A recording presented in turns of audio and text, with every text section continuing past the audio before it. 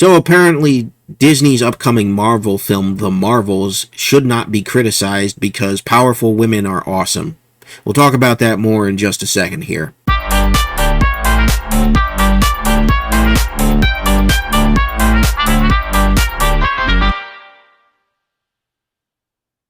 This is an article from Bleeding Fool. I don't have it on screen right now, but I am going to read it to you, and I will have a link to it down in the description below.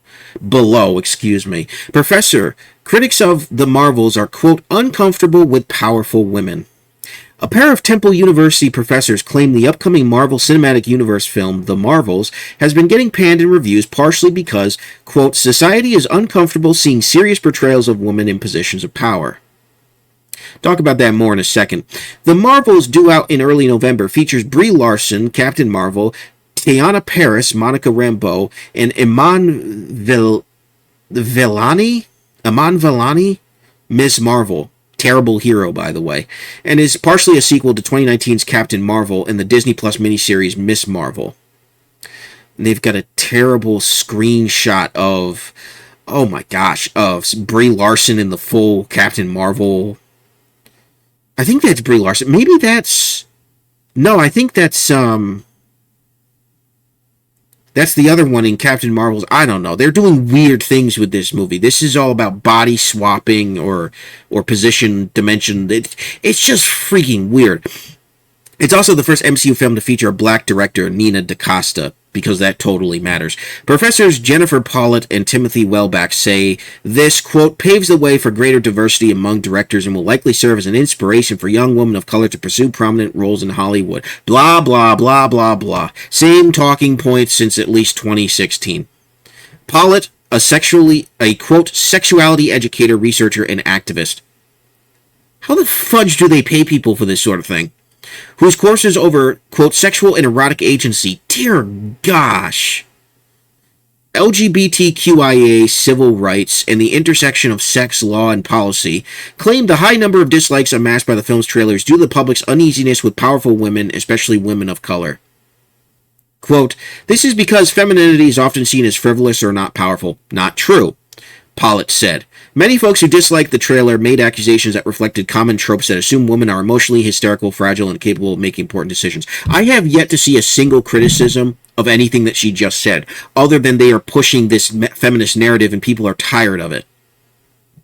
Pollitt added that women embodying their own power can feel threatening to traditional masculinity because it's been primarily constructed in opposition to femininity. Traditional masculinity is whatever femininity isn't.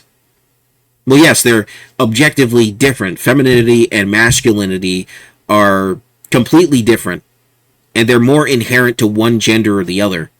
And that's not a bad thing, ladies and gentlemen. Don't let anybody tell you that that's a bad thing or that breeds some sort of toxicity, because that's what these professors are all about.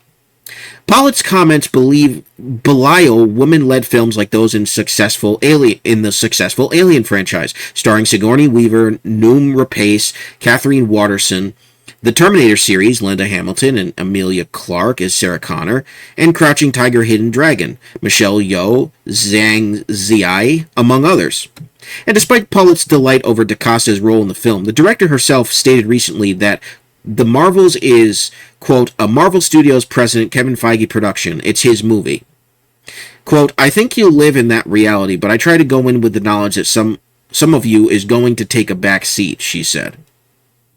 Welbeck, a Council on American Islamic Relations lawyer and director of Temple Center for Anti-Racism, who once expressed, quote, outrage that a judge had proud to be an American as his phone's ringtone, said, given the success of Captain Marvel, over $1 billion in worldwide box office receipts, the Marvel should make a decent amount of cash. In a pig's eye.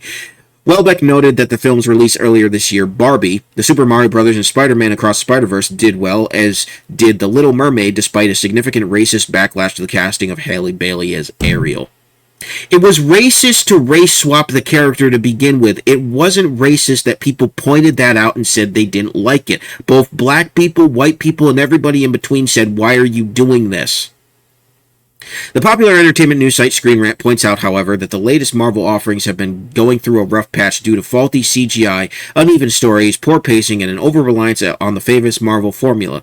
These include Eternals, Ant-Man and the Wasp, Quantumania, and Secret Invasion. Not to mention, there have been 32 films set in the MCU. Dear gosh, I haven't kept up with this. The last Marvel movie I saw was the first Avengers. I'm not joking. I haven't seen anything past that. And apparently that was a good place to stop, although people said Endgame was pretty good, but I checked out by that point. Chances are, if a film is made to check off certain demographic boxes over the telling of a good and compelling story, it will not perform well in theaters. This was written by Dave Huber, I believe, here on Bleeding Fool. Not Bleeding Cool. Bleeding Fool, the site that parodies its name, and I think is a far greater website, in my opinion. All right, let's talk about what we just read.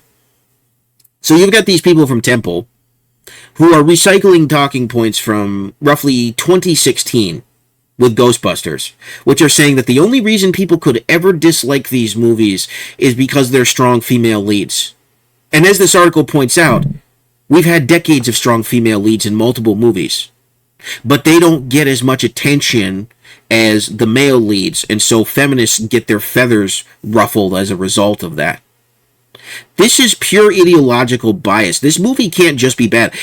Setting aside the female-led narrative and everything, the trailer just looks so incoherent. The story just looks babbling incoherency. They're trying to throw things together in a desperate attempt to be funny, and is coming across as nothing more than cringeworthy.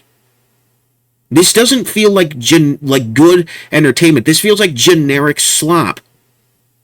But yet these people take any criticism. Somebody comes along, they're not biased to the left, they're not biased to the right, and they say, well, I don't like this movie. They list the reasons why. These people will turn around and say, oh, it's because you're a sexist.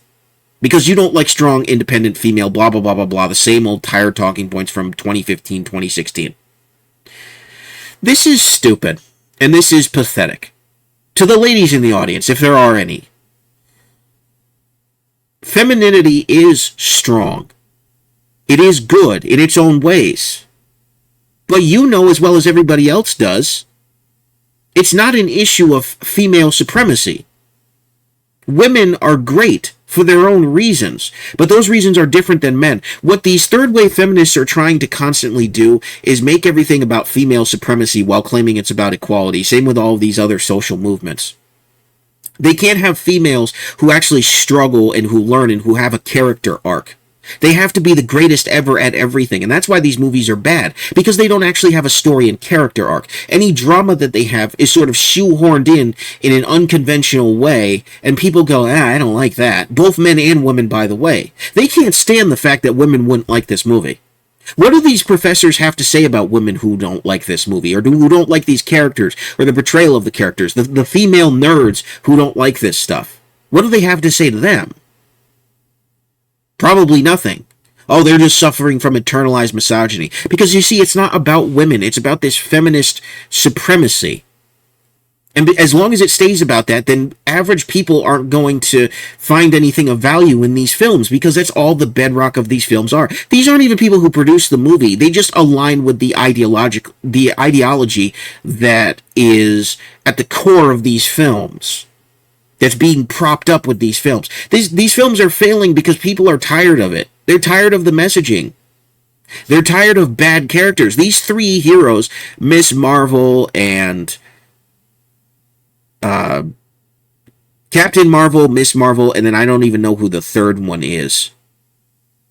Nobody likes these characters. People didn't like Brie Larson's portrayal as Captain Marvel. Yeah, of course there are going to be some people who do, but the vast majority didn't. Miss Marvel was an absolute failure. People didn't like the character. They're trying to force people to like characters that are unlikable. It has nothing to do with their gender. They're just unlikable character because they spent far too much time talking about the feminism and pushing the feminism and the diversity and the intersectionality and all the freaking stupid talking points, again, since 2016 with Ghostbusters. They haven't given this thing up. And they're losing billions of dollars. And this is why I don't have hope of Hollywood post-strikes. Because all it is we're going to double and triple down on these ideas that we find to be the most important things, because they're using entertainment as a vehicle to push all of this. They have been for over a decade. And people are checking out. Myself, I don't watch anything new.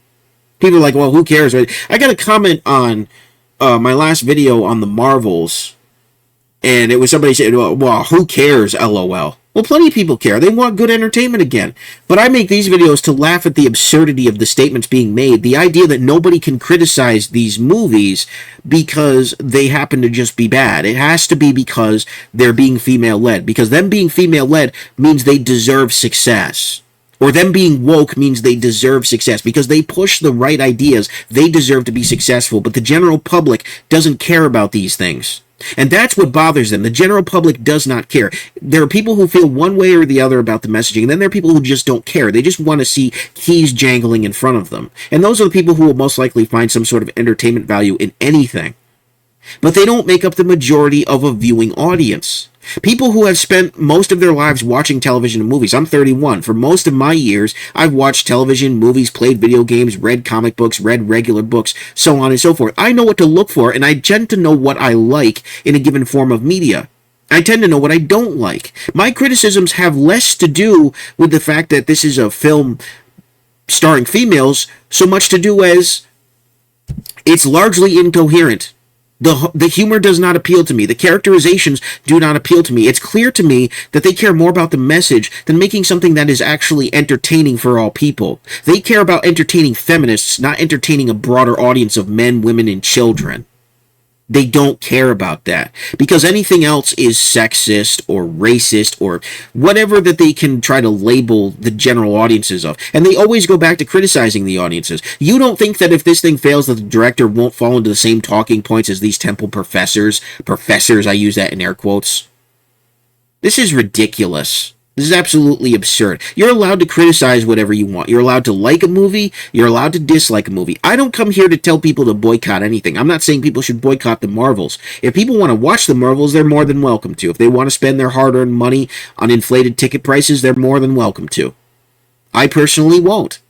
It's just hilarious to me that people respond to authentic criticism with mo-sexism, mo-racism, mo-homophobia. The reality is that people don't like what they perceive to not be a good story. I really am just... It's baffling that they're doing the same thing and expecting different results. I mean, at this point, you would think they would go, okay, we can have their strong female characters, but they actually have to be developed. Because, again, you have strong female characters in decades worth of films. Alien was pointed out. Terminator was pointed out. On the video game side, you have Samus Aran with Metroid. She's a pretty early example. You have Lara Croft in the original Tomb Raider games, which they're remastering. I'm actually pretty excited to check those out.